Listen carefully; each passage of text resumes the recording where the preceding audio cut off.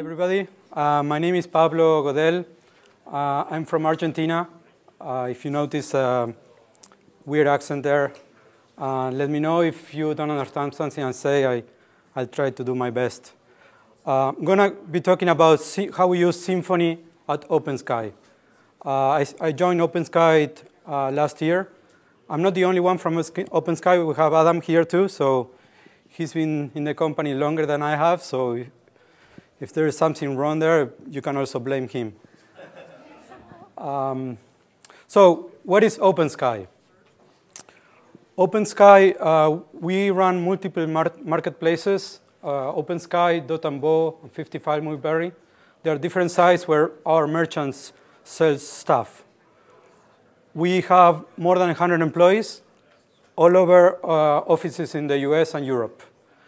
We have about 100,000 active merchants, 80 million active shoppers, and a bunch of packages shipped over the years. Let's talk about a little bit of the history. And I want to make a comment here. Usually on conferences like this, you see a lot of topics, new topics like Symfony 4, all the new stuff on the dependency injection container, Webpack, etc. But this talk is going to be a little bit different. We, the company, started using Symfony very, very early on. In fact, it was used before even was a stable released. First, the company was using Magento, and then it moved to Symfony 1. And then it happened a lot of us when Symfony 2 was announced. It was a beta. We said, OK, we need to stop whatever we're doing with Symfony 1 and move to Symfony 2 because it was so much exciting. And during that process, we used parts of Magento mixed with Symfony. So moving forward to this date, we are using Symfony 2.8. We haven't done the upgrade to Symfony 3 or 4 yet.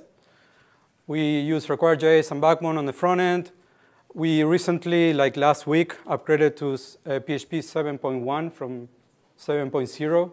So we are ready for the newer versions of Symfony.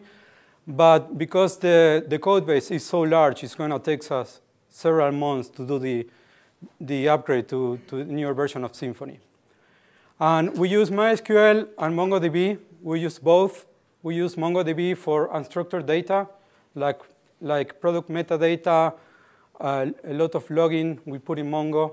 And then for anything that requires transactions and integrity, data integrity, we put it in MySQL, like orders, payments, etc. We use Redis for caching, Varnish and Nginx for serving all the content. Right now we are using VMware for our servers, so everything is virtualized. And the plan is to be able to move to either Amazon, AWS, or Ali Cloud at some point next year. And for all our development, we have VMs using Vagrant and VirtualBox. So when you join the company, you get an image with everything installed there, so you can start coding right away. And I said the code base is pretty large. We have about 400 controllers, more than 100 routes, 1,900 services.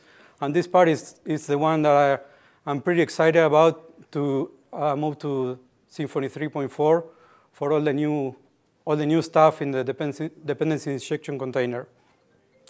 And a bunch of commands, entities, documents, pretty large stuff. And we are pretty proud of having more than 10,000 tests covering all the code base.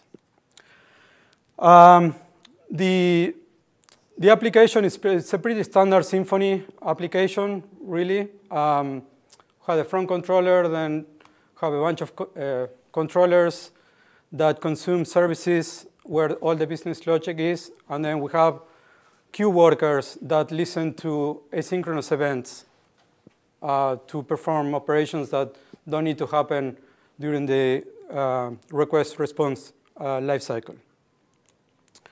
In terms of servers, we have a CDN where we serve all the static content. Then we have Varnish and Nginx a bunch of PHP PHP FPM servers, and then MongoDB, MySQL, Redis, etc.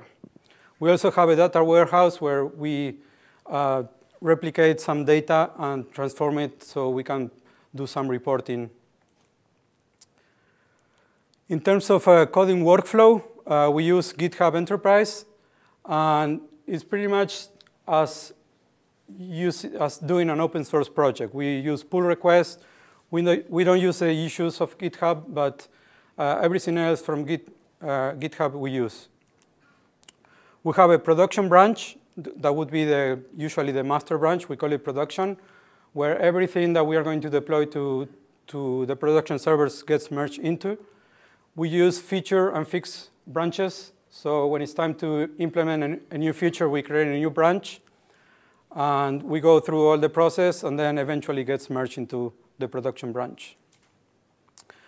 We use a pull request from GitHub, and we use Jira to do all the product management. So we link the Jiras and the pull requests together so we can track things independently from one place to another. And we use Jenkins to do all the integration testing, unit testing, functional testing, etc. And this part is pretty cool because every time we push something to GitHub, we run all the unit tests, all the functional tests. Before we actually commit something, we run some tests through the code base with a pre-commit hook to make sure that PHP and JavaScript follow some standards. And we like to use the Symfony coding standards. With a few exceptions, we use short array syntax. We order all the use statements alphabetically, so that helps when it's time to find a namespace when there's a bunch of them in one file. Ensure end of file at the end of every file. And then as soon as we move to PHP 7, we started using type hints as much as possible. Sometimes it's not possible. Now with 7.1, it's a little bit better. When we started using type hints, happened that a lot of the doc blocks that we were putting in the code base were kind of redundant. So we stopped doing that when they don't really add any value to the code. And we always use a class constant for class names. We never do it like this in the code anymore. In the past, it may have been like that, but now we switch to always use a class constant. And this also applies to forms. So when we are building a form, we use like text type class. And this decision, we made it some time ago, but it's going to help us on the upgrade path to Symfony 3. And always use use statements. We don't reference full class names in the code base. It helps to, if it's time to replace a class, it always helps to have the use statements. So before we deploy to production, we have a process that we follow that ensures that whatever code ends up in production is going to be stable. So we do peer reviews. So whenever I create a new feature or a bug fix, I ask another coworker to go through all the changes and make comments if they see anything. So Adam is pretty good at that, finding stuff. We ensure that 100% of the tests pass, both unit and functional tests. We do integration testing on a bunch of servers that we have that we can deploy our pull requests. So so initially we test locally on our dev environments, and then we deploy to an integration server where we do all the testing, and that's also where the QA team can do user acceptance testing and QA testing. So once the QA team goes through the requirements and they test the new feature or the bug fix, they put a pass in Jira, and from there we know that we can deploy it to production. In terms of Symfony Bundles, like Fabian was saying yesterday, initially with Symfony 2, we went crazy on bundles. Then Symfony 3, we say, OK, app bundle. Now Symfony 4, no bundles. So initially, we split things into broad bundles. We have a main bundle where we have all of the consumer-facing stuff there, controllers and logic and everything. Then we have an admin bundle that this is the site where our team manages and operates a website. This admin bundle has more than 500, an extra 500 routes, an extra 300 services from the main bundle. And then we have an API bundle. In terms of third-party bundles, we learned quite some time ago that it's not very good to use a lot of third-party bundles. Especially that happened with a FOSS user bundle. It becomes difficult to manage. When it's time to upgrade to a new Symfony version, now you need to make sure that all the bundles that you use are going to work with the new version of Symfony. So we learned that using third-party bundles can affect maintainability in the long term. As I said, we use MongoDB and MySQL, so we use Doctrine a lot, and we are quite happy with it. It also helps that we have Jonathan Wage in the team, which was one of the first creators of Doctrine. So we use MongoDB and MySQL together, and with the ORM and ODM, we can have references from the MongoDB documents to the entities in MySQL and vice versa. So it's really nice. And another thing is that we never delete data. If instead of deleting data and possibly breaking integrity between MongoDB and MySQL, we prefer to use a soft delete approach, where our entities or our documents have a deleted at property that we put a timestamp there, and then if that timestamp there is there, then it is considered deleted data. And for this kind of thing, and for the created at and the updated at, we use traits a lot. So here's an example of a trait with the property and the annotations for both ODM and ORM. And then we have the get and set methods. And then when it's time to use it, we just put it in the class. If it's an entity or document, really doesn't matter. It's just as easy as that. We use Doctrine Migrations for all the database migrations. And some considerations to have when you are writing migrations. One of them is how long is it going to take to run? Is it going to log tables? Is it going to degrade the database servers? If any, you need to know all those answers to be able to plan what your deployment is going to be with that migration. Sometimes you can run a migration before you actually deploy things.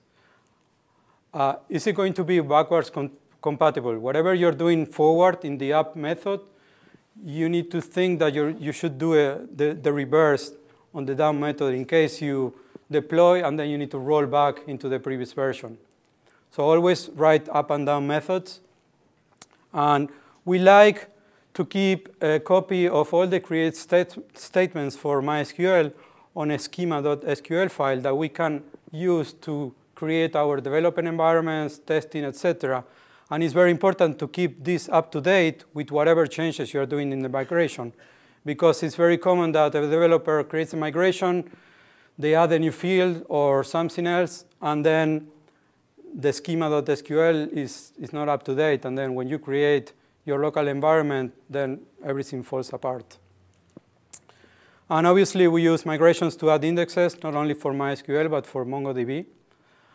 And if we are changing data in the migration, like transforming some field to another or something like that, we prefer to not remove that data, the old data, in the same migration. We will do it later after we know that the new feature has been deployed. We don't need to roll back.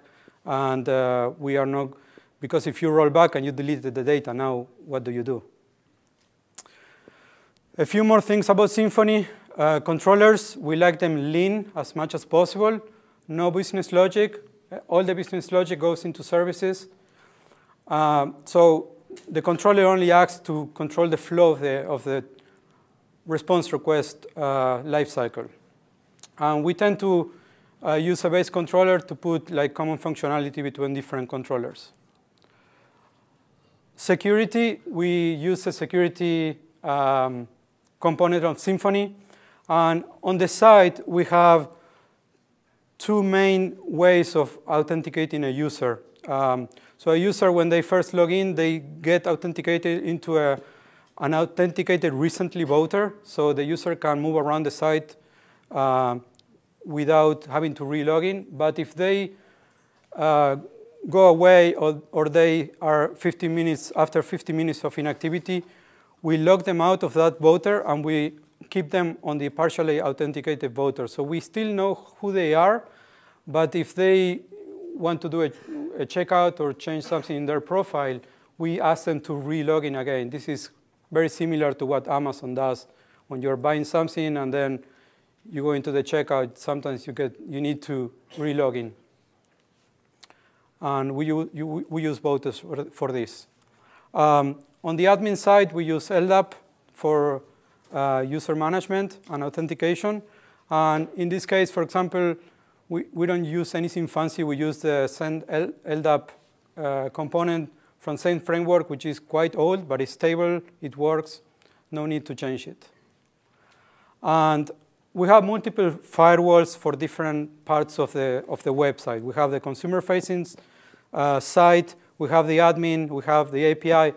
All of it is in the same code base, but we have different firewalls to make sure that one user doesn't log into the other section. We have the notion of runtime settings, which is an extended version of the parameters of Symfony. We define parameters in a file like parameters YAML, and like you would do it regularly.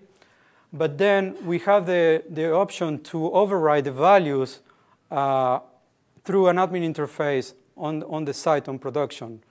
So whenever we deploy a new feature, we create a parameter with a default value. But then in production, those parameters can be changed through an admin interface. And that allows us to make changes to the configuration of the site without having to deploy things. It helps a lot. So the changes are stored in MongoDB. We have an admin interface where you can go and add a new setting and override the default value. And settings or parameters can have a start and end date. So they can have a specific value for a specific period of time. This is very useful for testing things and having something that, I don't know, it's enabled throughout a month and then it's disabled next month. And you don't really need to be thinking, oh, I need to change this next week. And this is how you would change a value in the admin.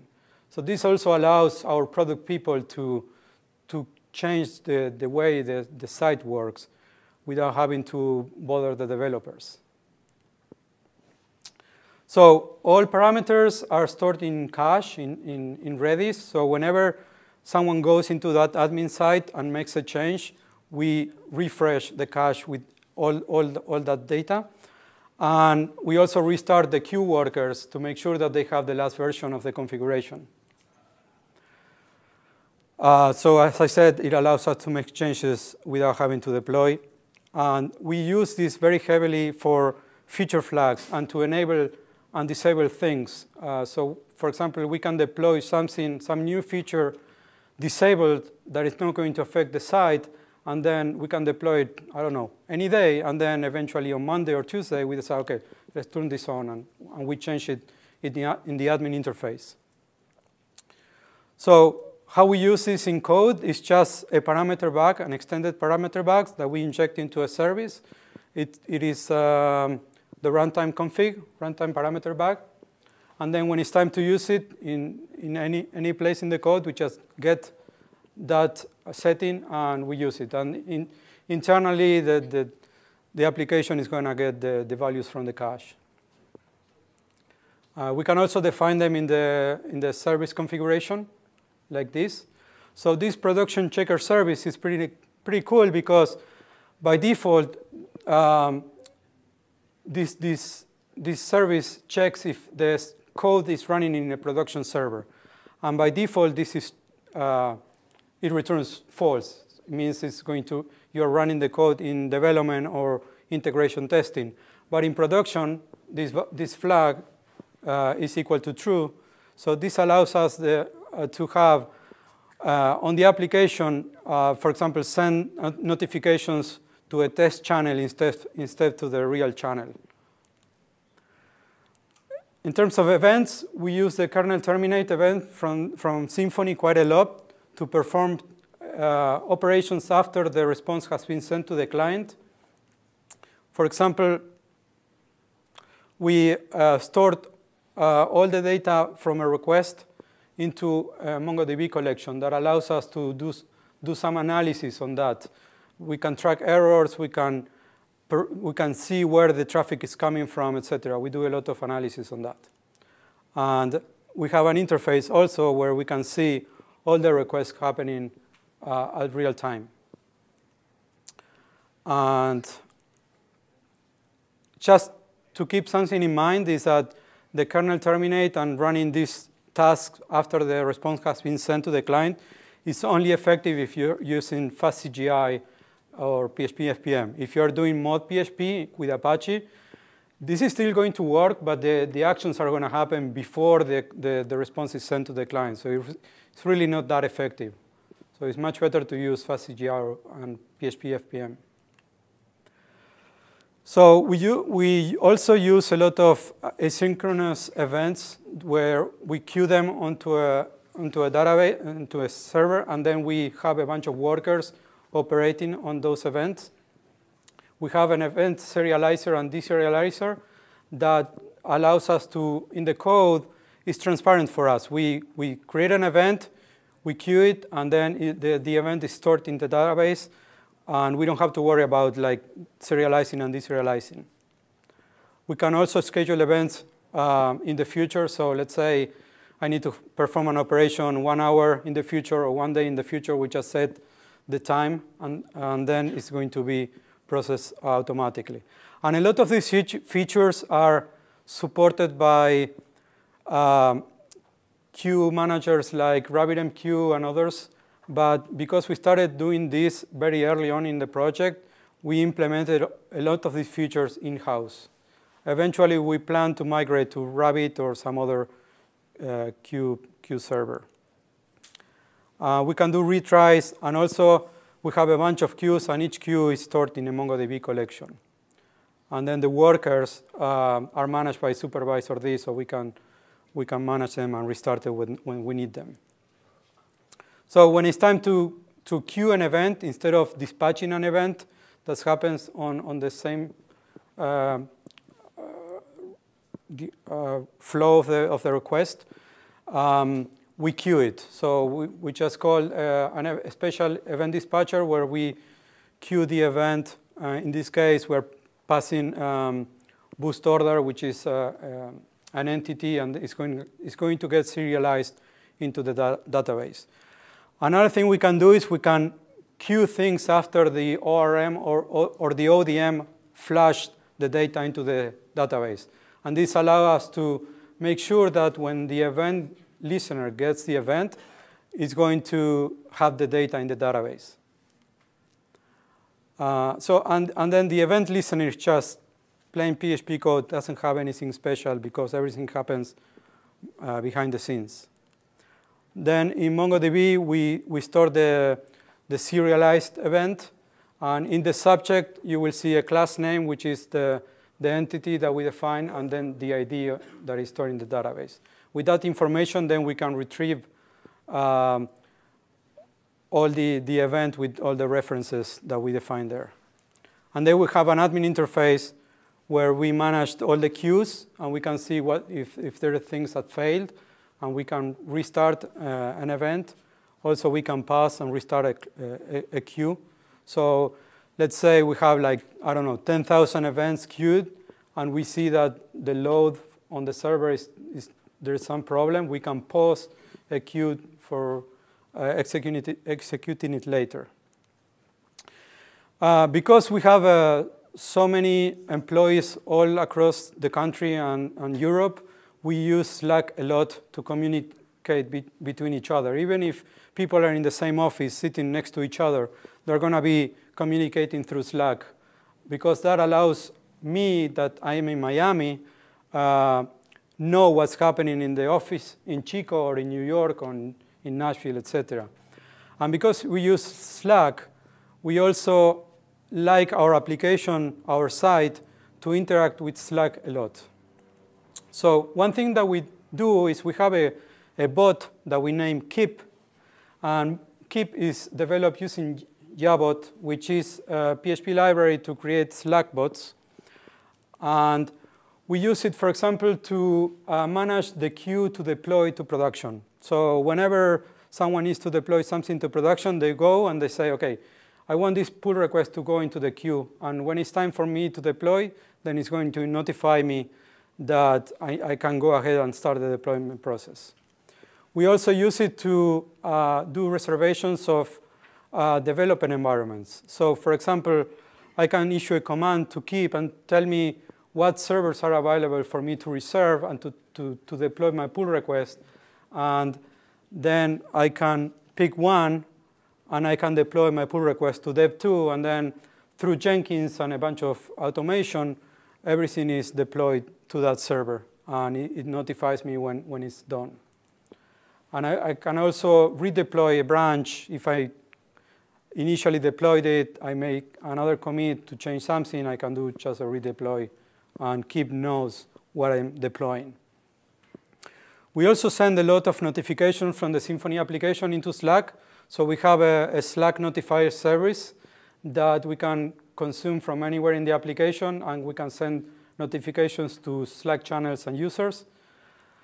And this service is really simple. It uses Buzz for sending requests to the Slack API through a webhook. And then our application can notify anyone in the company whenever there is a new order or whenever there's some action that deserves some attention. So this way, Symfony is talking to us all the time, and not just developers, but anyone in the organization. Since Opensky is an e-commerce platform, search is very important for us. Right now, we are using Algolia that provides search as a platform service. It's really good. And we integrated with the Algolia search engine search client PHP.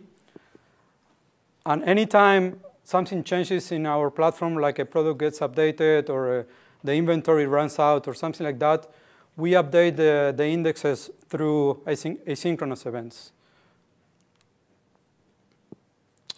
In terms of payments, we use Braintree for payments. This allows us to not worry about credit card information. We don't store that in our systems. It is much better for us. The front end, we use standard stuff, NPM, jQuery, Require, Backbone.js, Twig. And something interesting that we do a lot is A/B split testing.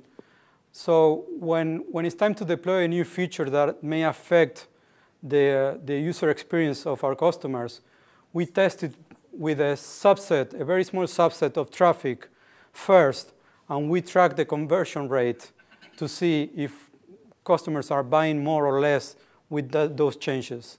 So we use Optimizely for that. That allows us to say, OK, let's say 10% of our traffic, they can see this new feature, and then we track that. We track a lot of information. And then once we verify that nothing has been negatively impacted, then we show it to all the customer base. As I said, we are pretty happy about having more than 10,000 tests. It's very important for us because it allows us to deploy very, not easily, but confidently. We have a process that we call PR Nightmare, that it will run on every commit, on every pull request. So every time I push something to GitHub, it's going to run the entire test suite of our application.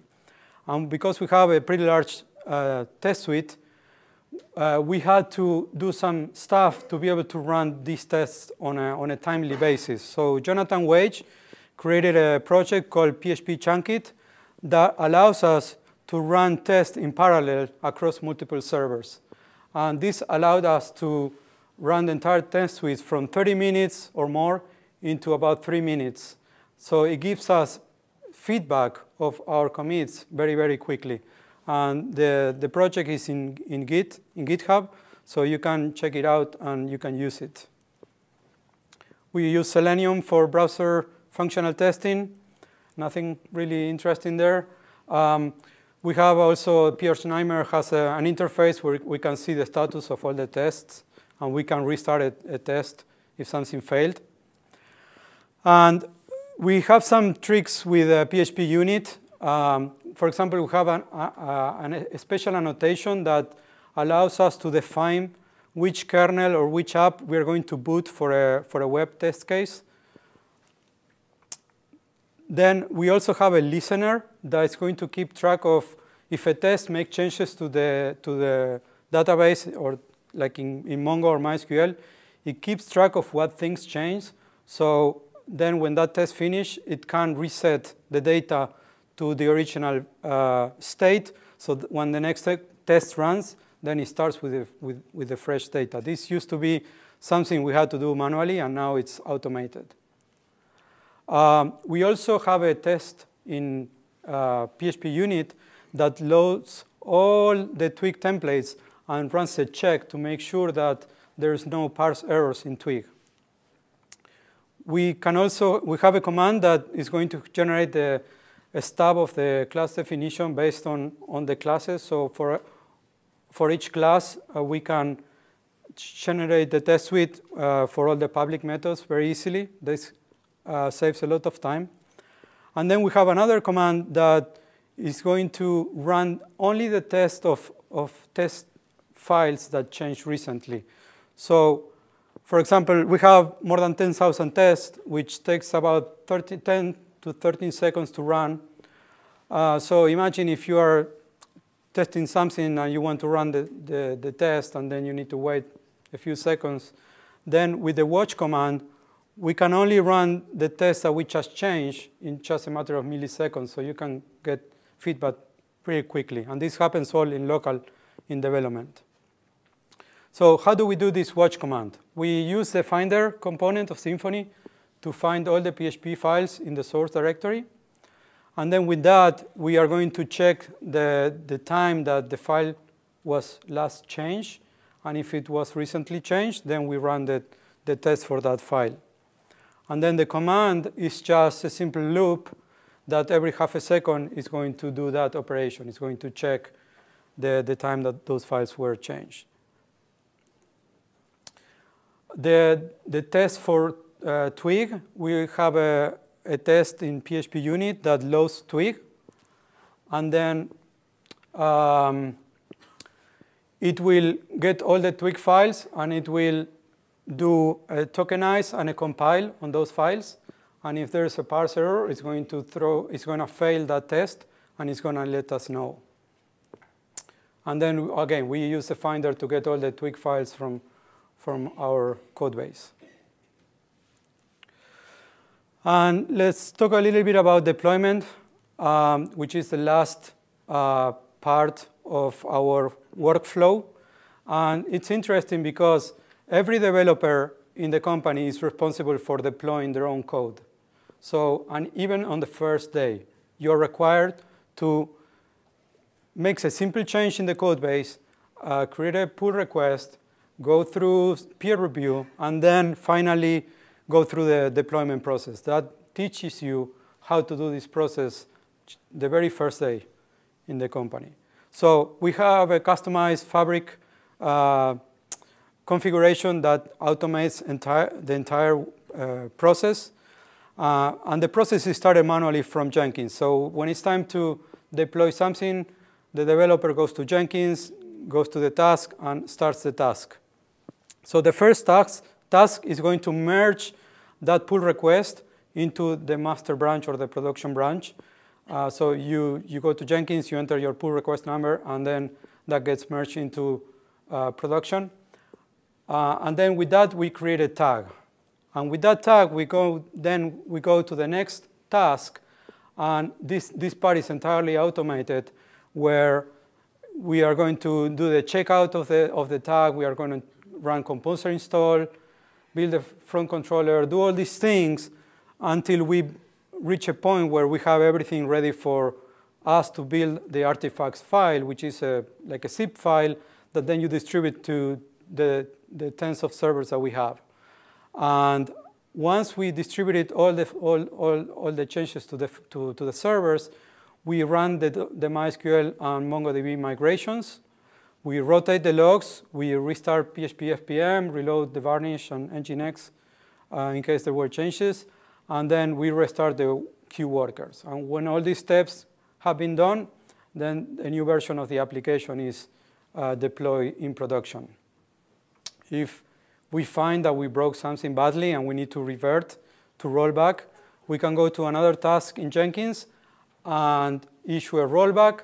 And that's going to be done very, very quickly, because all it takes really is to change the symlinks of the version of the application that we deployed, change it to the previous version, and then we restart FPM and Varnish and the queue workers, and then we are back into the old version. That's pretty much what I had for you today, given the time. There's probably a lot of other things that we could share. But if you have any questions, I'm happy to answer. Yep? How do you roll back your migrations? Again, through that task, we issue a rollback. We include the migrations rollback in the task. Does it make sense? Sure. Maybe you're tracking that what migrations you're running. Yeah. Starting somewhere. Right. Okay. Yeah. So every migration has both an up and a down function to it? Yeah. Yeah. Yeah. What do you use to do migrations in MongoDB? Just Doctrine Migrations. What's yeah, I mean, you can do exactly the same things that you do with MySQL. You can do them with the ODM. We have separate migrations, so migration files so let's say a new feature adds a field in MySQL, and then it does something in MongoDB. We have two separate migration files that get run on that process, on that deployment. Any other questions? Nope. OK, so I'm going to put the slides in SlideShare later. So if you want to review them, you can go there. And you can also leave feedback on Join In to let me know what you like, what you didn't like, etc. So thank you very much.